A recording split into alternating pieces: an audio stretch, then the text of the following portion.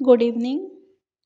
तो आज हम लोग शुरू करते हैं एनटीए जो एग्ज़ाम कंडक्ट करवाती है जेआरएफ नेट और पीएचडी के लिए। तो जून 2026 की प्रिपरेशन हम करने जा रहे हैं। तो सबसे पहला चैप्टर देखेंगे हम प्लेटो। मैंने कल बताया था आपको कि हमारे पॉलिटिकल साइंस में 10 चैप्टर हैं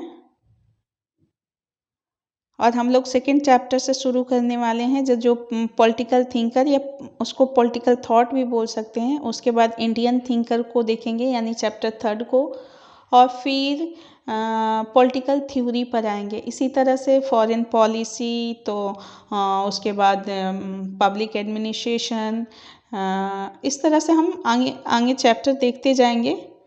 तो सबसे पहले हम पॉलिटिकल थॉट देखेंगे।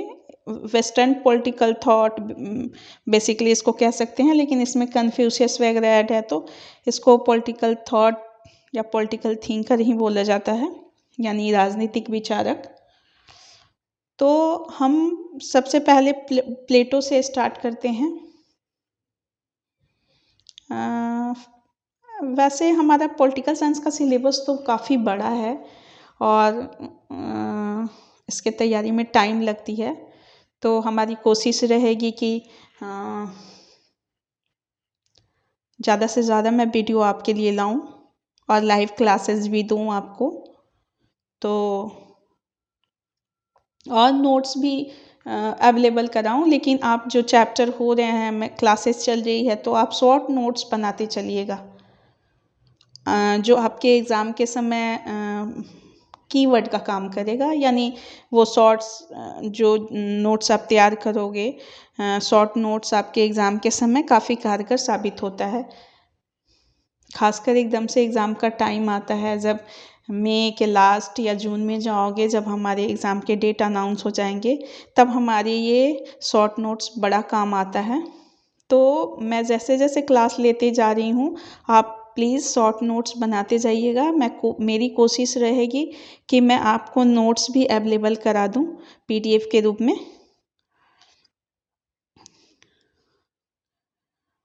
फिलहाल हम लोग प्लेटो को देखेंगे। प्लेटो जो एक यूनानी थिंकर रहता है, यूनानी मतलब ग्रीस का रहता है, उसका प्लेटो का जन्म होता है। प्लेटो या प्लूटो इसको बोल सकते हो। और प्लूटो का जन्म होता है 427 ईस्वी पूर्व में। कहीं कहीं किसी बुक में 428 ईस्वी भी लिखा होता है। तो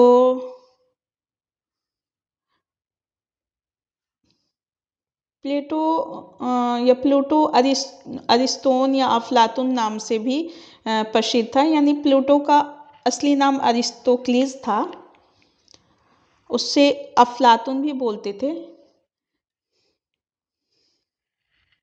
पर प्लेटो इतना हिस्ट पुस्ट था कि उसके जो गुरु थे सुकरात, उन्होंने अरिस्टोक्लीज के जगह पे उन्हें अरिस्टोक्लीज के जगह पे प्लेटो नाम दे दिया, क्योंकि उनके ओरिजिनली प्लेटो का अर्थ होता है चौड़ी सीना या चौड़ी छाती।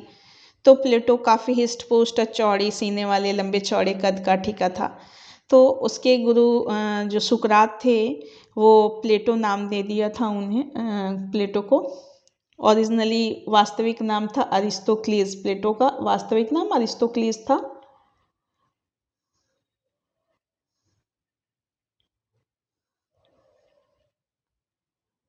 सुकरात जो प्लेटो के गुरु थे, उन्हें मृत्युदंड दिया गया था। यूनान में जो युवाओं को शिक्षा देते थे, तो उन पर आरोप लगा कि युवाओं को वो भड़का रहे हैं, यानी देशद्रोही उनको साबित किया गया और उन्हें मृत्युदंड दिया गया। उन्हें विष का प्याला पिला दिया गया। और उस समय एथेंस में डेमोक्रेसी थी, तो प्लेटो को डेमोक्रेसी से नफरत जैसा होने लगा। यानी कह सकते हैं कि प्लेटो डेमोक्रेसी को पसंद नहीं करता था। पहले वो डेमोक्रेसी को अच्छा समझता था और बाद में वो जब गुरु को सजा दी गई यानी मृत्यु दंड दिया गया तो उनको पसंद नहीं आया और वो लोकतंत्र यानी डेमोक्रेसी को सबसे बुरा मानने लगे। प्लेटो के पिता का नाम अरिस्तोन था, जो कि एथेंस के ही प्राचीन पोसिदिन देवता से ये उनके ये से आने वाले वंशावली से आने वाले थे। और प्लेटो के दो भाई थे, एंटिमांतस और ग्लूकॉन। उनकी माता का नाम पेरिक्तियोन था, जो एक अच्छे कुल से संबंध रखती थी। हालांकि उनसे ये रिलेटेड डिटेल्स नहीं आएंगे, ये आपके जानकारी के लिए और चैप्टर को इंटरेस्टिंग बनाने के लिए मैं आपको बता रही हूँ। लेकिन जो ज़रूरी है वो उन्होंने जो विद्यालय खोला था शिक्षा के लिए, उसका नाम बहुत इम्पोर्टेंट है, जिसको अकादमी के रूप में जाना जाता है। अकादमी उनका विद्यालय था, एकेडमी भी कहीं कहीं यूज किया गया है, तो एकेडमी भी बोलते हैं। और बेसिकली इस अकादमी का उद्देश्य था फिलोसफर किंग, दार्शनिक राजा का निर्माण करना। प्लेटो का हम आगे देखेंगे, दार्शनिक राजा का सिद्धांत। और उस विद्यालय में यानी एकेडमी में ये कहा गया था कि बिना गणित के ज्ञान के किसी का इसमें प्रवेश नहीं हो सकता। यानी बिना गणित के ज्ञान का, यानी मैथ्स का अगर ज्ञान नहीं है तो उसमें प्रवेश निषेध था, एंट्री बैन थी वहाँ पर, अगर मैथ्स की नॉलेज नहीं थी तो।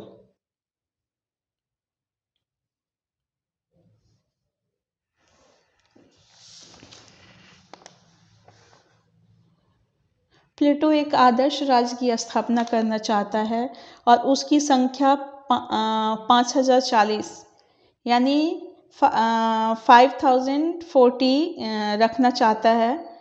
ये पूछा जा सकता है, जो प्लेटो की जो बुक थी लॉज, अंतिम बुक जो प्लेटो की अंतिम बुक मानी गई है, द लॉज, उसमें इसका जिक्र करते हैं कि राज्य की जनसंख्या 5040 होना चाहिए। प्लेटो को एक यूनानी राजनीतिक थिंकर यानी पॉलिटिकल फिलोसफर के रूप में प्लेटो को जानते हैं। और father of political science Aristotle को बोला जाता है, लेकिन फादर ऑफ फिलॉसफी किसको बोला जाता है? प्लेटो को। तो इस तरह से प्लेटो, आप एक चीज़ ध्यान रखना कि बुक्स बहुत आते हैं, बुक्स को मैच कराने के लिए एग्ज़ाम में आते हैं, या बुक्स का नाम डायरेक्टली पूछ देता है, या कब कौन सी बुक लिखी गई वो पूछ देता है। तो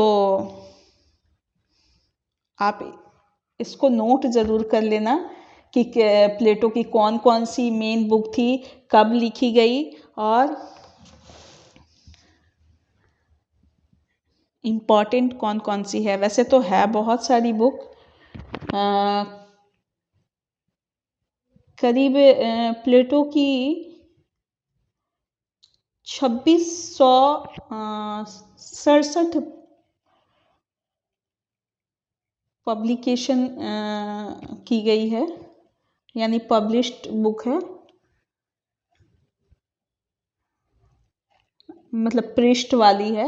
ऐसे उनकी सारी पुस्तकों में लगभग 36 से 38 यानी 36 से 38 का पब्लिकेशन का प्रूफ है, जो ऑक्सफोर्ड द्वारा प्रमाणित है। प्लेटो की सबसे पहली बुक थी एपोलॉजी। एपोलॉजी 390 ईस्वी पूर्व में लिखी गई थी। इस डेट को नोट कर लेना, ये एक बुक में नहीं मिलती। मैंने बहुत सारी बुकों को पढ़ा, उसके बाद आपके लिए इसे तैयार किया। तो पहली बुक थी एपोलॉजी, जो 390 ईस्वी में ईस्वी पूर्व में लिखी गई।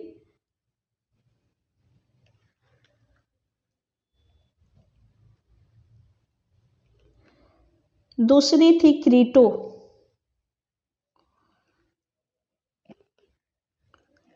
तीसरी मीनो, ये भी 390 ईस्वी में लिखी गई, 390 ईस्वी पूर्व में।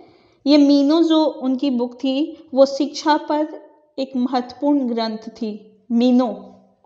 ये भी 390 ईस्वी पूर्व में लिखी गई थी। फोर्थ उनकी बुक में आता है फेडो, जिसमें अमरतत्व का जिक्र किया गया है।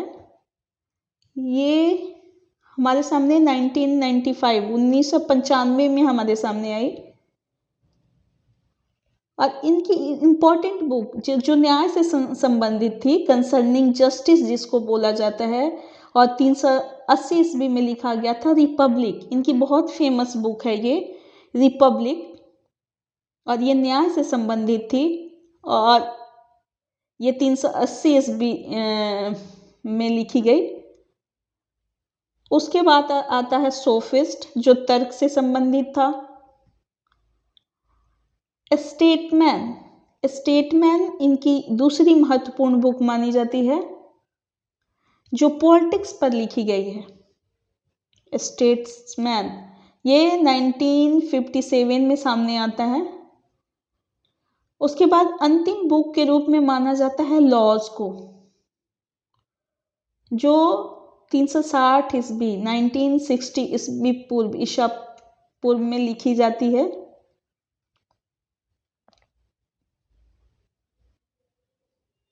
लॉज को निमोई नाम से भी जानते हैं।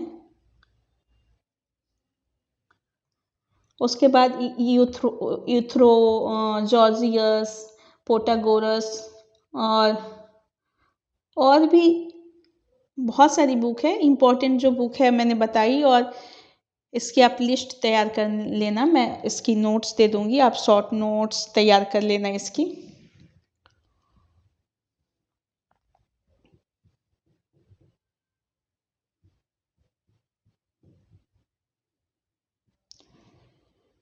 प्लेटो अपनी बुक रिपब्लिक में न्याय का जिक्र करता है।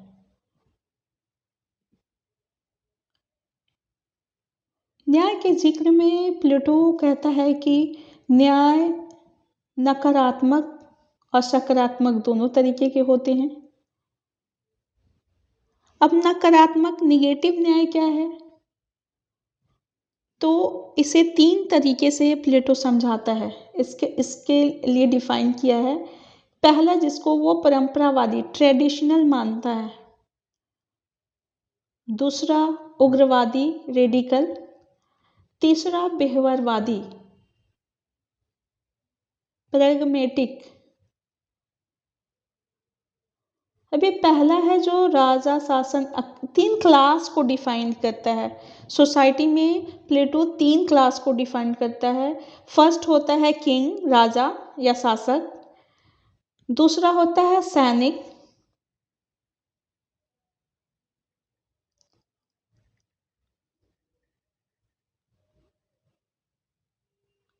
जो हमारे रक्षक होते हैं। और थर्ड होता है उत्पादक, यानी सेकंड जो होते हैं वो हमारी सिक्योरिटी का काम करते हैं, हमारी सुरक्षा करते हैं, हमारी सेफ्टी के लिए काम करते हैं। और थर्ड है उत्पादक, यानी जो फार्मर, जो उत्पादन का काम करते हैं। इसी आधार पर मनुष्य की आत्मा के भी 3 गुण प्लेटो ने बताया है। विवेक यानी रीजन, साहस स्पिरिट, और वासना एप्टीट्यूड। यानी जो राजा वर्ग है, यानी जो शासक वर्ग यानी किंग है, वो उसमें विवेक की प्रधानता होगी। सैनिक जो हमारा रक्षक वर्ग है, जो हमें सेफ्टी देता है, उसमें साहस स्पिरिट की अधिकता होगी। और जो हमारा उत्पादक यानी फार्मर क्लास है, जो उत्पादन करता है, उसमें वासना, भूख की चाहत ज़्यादा होगी, या वो मतलब वासना से लिप्त होंगे।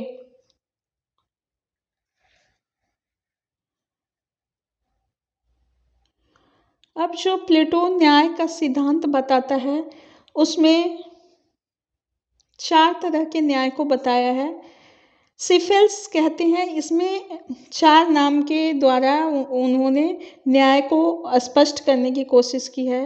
वो सिफिल्स के माध्यम से कहना चाहते हैं कि सत्य बोलना और ऋण चुकाना ही न्याय है। सिफिल्स, सत्य बोलना और ऋण चुकाना ही न्याय है। दूसरा पॉलीमार्कस कहते हैं कि मित्र के साथ मित्रता और शत्रु के साथ शत्रुता ही न्याय है। पॉलीमार्कस कहते हैं मित्र के साथ मित्रता और शत्रु के साथ शत्रुता ही न्याय है।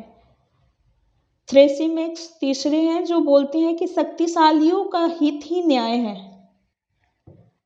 यानी जिसकी लाठी उसकी भैंस, माइट इज राइट। ये कौन कहता है? थ्रेसिमेक्स कहते हैं कि शक्तिशालियों का हित ही न्याय है, माइट इज राइट, यानी जिसकी लाठी उसकी भैंस। गुलकौन कहते हैं कि न्याय कमजोर लोगों की आवश्यकता है।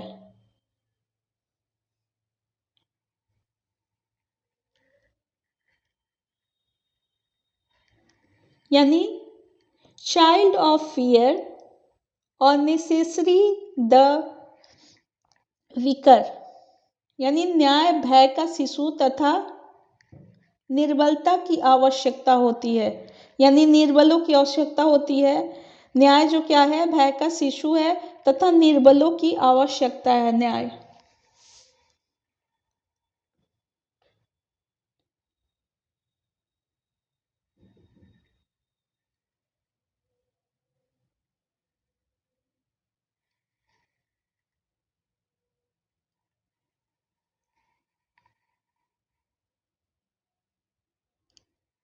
अब इसी तरह से एनटीए ने एक क्वेश्चन कर दिया था एग्ज़ाम में, ये पीवाईक्यू में एक क्वेश्चन है कि